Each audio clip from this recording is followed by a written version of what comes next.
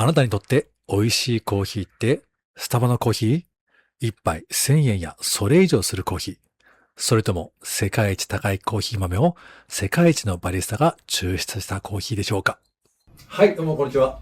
ロイヤルブルーコーヒーのバリスタ豊です。このチャンネルは美味しいコーヒーを求めるチャンネルです。本日はその最大の目的である美味しいコーヒーについて話していきます。果たして世界一高い豆を世界一のバリスタが入れたら、それは全員にとって美味しいのか？まず大前提から話します。美味しいコーヒーは人によって違います。なので正解は一つではありません。人によって好みの味というのが違うので、誰もが美味しいコーヒーを作るのは到底無理な話なんですね。なので自分の好みを知ることで、あなたにとっての美味しいコーヒーにたどり着くことができるということになります。COEカップオブエクセレンスを説明しますと、その年に生産された最高品質の豆のみに与えられる最も権威のある国際品評会の称号になります。なのでその品評会でその年で一番美味しい豆なんじゃないかと思われる方もいるかもしれません。確かにその COE はコーヒー豆の味を数値化にして点数にしています。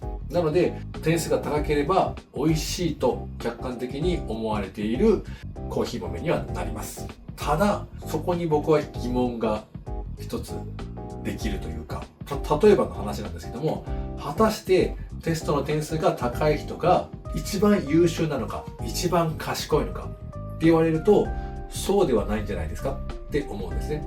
テストの点数も点数の取り方っていうのがあると思います。COE の点数もちょっと似てるところがあって、香りがより花やフルーツ系であれば高得点になりやすいっていう得点の傾向がありますね。で、豆の品種によって香りが強く出るところとか華やかな香りになったりする豆の種類もあります。なのでこの豆の品種を使えばより高得点が取れるというふうなこともできるんですね。なので僕は点数が高ければ必ずしも美味しい豆というわけではないというふうに思っております。それにコーヒーというのはもっと好みが分かれるドリンクです。例えば僕の場合だと浅入りでよりフルーティーなコーヒーが好きなんですけども、日本の多くの人は酸味が苦手だというふうに聞きます。浅入りと深入りで酸味が際立っているもので苦味が強いものというふうに分かれています。この浅入りとか深入りというのは焙煎度合いというんですけども、僕はこの焙煎度合いをよくステーキの焼き加減で説明します。例えばいい肉が手に入ったらあまり焼きすぎないようにミディアムレアにするのが、僕のスタイルです。でコーヒー豆も同じように浅入りで、豆本来の味を飲みたいと思ってます。しかし人によってはステーキ切った時に少しでも赤かったら嫌だっていう人ももちろんいます。コーヒーも同じように苦味が欲しいという人ももちろんいます。でここで一つ補足説明なんですけども、なぜ浅入りの場合だと酸味が出てくるのか。コーヒー豆ってコーヒーチェリーというフルーツの種なんですね。なのでフルーツ由来の酸味が豆本来の中に入ってるんです。有機酸と言われる、クエン酸やリンゴ酸のようなものですねが多く残ってます。なので、酸味があるのが当たり前というふうになります。それをより焼くことによって香り豊かになったり苦味に変わったりします。なので人によって好みが違うというのが分かってくれたと思います。ではどのようにして自分の好みっていうのを知るのか。その答えはたくさん飲むしかありません。これも例えばの話なんですけども、パスタがあるとします。メニューをやるときに味いろいろありますよね。トマト味、ペペロンチーノとかのオイル系であったりとか、クリームパスタとかね、あと和風のパスタ、ジェノベーゼなんていうものがありますね。でどれが一番好きですか？もちろんその日の気分によって変わるかもしれませんが、大抵の人は私はトマトが好き、友達が好き、ペスカトーレが好きとか、私はボンゴレビアンコが好きとかあると思うんですよ。でもそれが答えれるのはなぜかというと、食べたことがあるからです。全部とは言わないけども、ほとんど食べたことがある。いろんな味を食べたことがあるからです。じゃあ、コーヒー豆ってどんな種類があるのという話になります。細かく分けると覚えきれないので、ざっくりと説明します。まずは、ブレンドとシングルオリジン。ブレンドとは、たくさんの喫茶店とかで飲まれているようなコーヒー豆のほとんどはブレンドされているものです。一つの生産地ではなくて、様々な生産地から集めて一つのブレンドにしてます。だいたい3から4種類が多いです。その理由としては、一つの産地だと個性があるので、その個性をよりまろやかにする、より多くの人が好きになるような味にするために、いろんな個性を集めて角を取るようなイメージですかね。個性がとんがっているとしたら、別のものを入れることによってより丸くするイメージです。で、それとは逆にシングルオリジンとは一つの産地で一つの農園、さらには一つの生成方法で作られているコーヒー豆のことをシングルオリジンと言われます。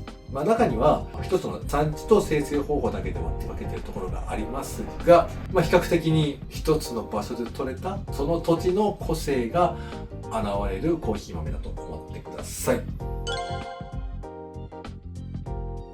で、そのシングルオリジンにはさらに生成方法と焙煎度合いで覚えてもらえるといいと思います。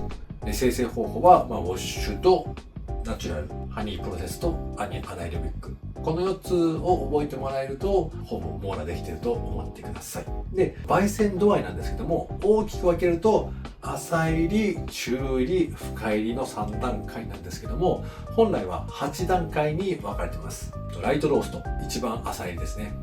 うっすらと小麦色になったものなんですけども、コーヒーらしい香りやコクはまだまだ十分では、一般的にはあまり飲まれてないとは思います。で、次にシナモンロースト。これもまだまだ浅い入りよりで、シナモン色なんですけども、豆によってはまだ青臭さが残る焙煎度合いで、しかし豆の酸味を最も強い焙煎方法なので、酸味が好きにはたまらない一杯が抽出できます。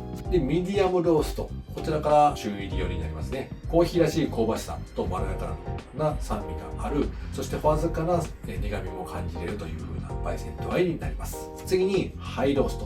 これが中入りですね。爽やかな酸味を残しつつ、コーヒーらしい苦味と甘みが現れ、バランスの取れた味わいになります。で、シティロースト。これが深入りの、中深入りですかね。深入りの最初の段階であるシティローストは、酸味と苦味のバランスが取れた、最も一般的な焙煎度合いと言われています。日本でもレギュラーコーヒーの王道となりつつあるみたいですね。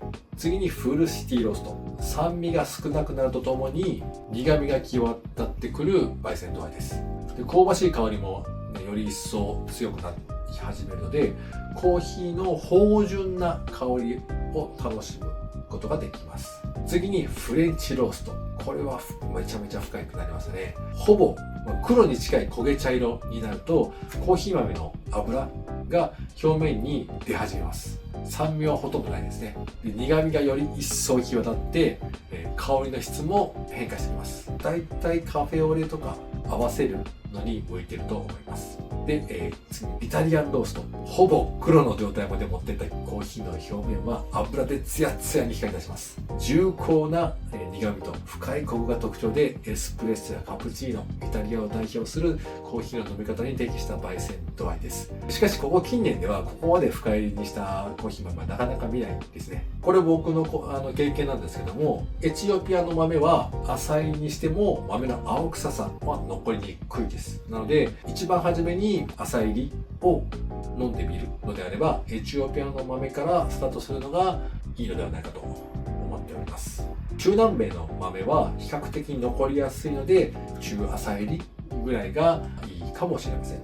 もちろん生成方法によっては変わってくるので、生成方法によって浅入りにしてもフルーティーさが際立って、青臭さは全然ないっていうのもあるので、一概には言えませんが、エチオピアのの浅入りはまず間違いないかなとは思います。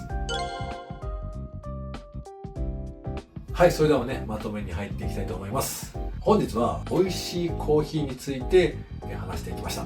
美味しいコーヒーとは何ぞやということなんですけども、答えはあなたの中にしかありませんで、人によってコーヒーの好みって全然違うので、自分の好みを知りましょうってことですね。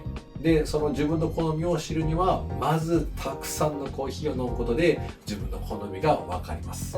もちろんロイブルチャンネルでコーヒーについていろいろ知ってもらうのも一つの方法だと思います。ロイヤルブルーコーヒーではコーヒー豆やドリップバッグも販売しています。注文してから焙煎するので、焙煎度合いも選べます。なので飲み比べするには最適です。コーヒーの世界はとても広いし、とても深いです。まずはいろんな種類を飲んでみて、自分好みの豆を見つけてください。これを見てる皆さんに質問です。あなたはフルーツのような浅入り派ですか？それともガツンと苦味が来る深入り派ですか？ぜひコメントで残してください。それでは本日の動画は以上となります。最後までご視聴ありがとうございました。では次の動画でまたお会いしましょう。ではまた。感謝你看到最後。如果你喜歡這支影片，記得按讚，還有訂閱我們的頻道哦。天使人咖啡有銷售自家烘焙的咖啡豆和濾掛包，想了解更多，歡迎點開下方說明欄的鏈接。謝謝。